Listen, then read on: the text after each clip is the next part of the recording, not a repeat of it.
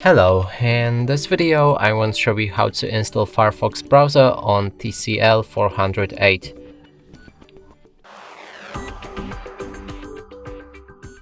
And to do this we'll need to open our Google Play Store. Here in the top search find to Firefox.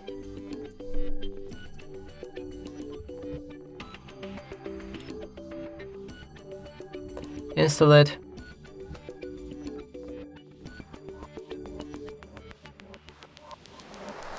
When it's ready, you can click on the Open.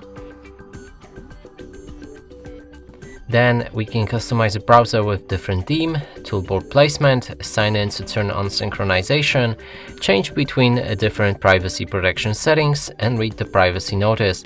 Lastly, click on Start Browsing, open any website, and as you can see, the browser works fine.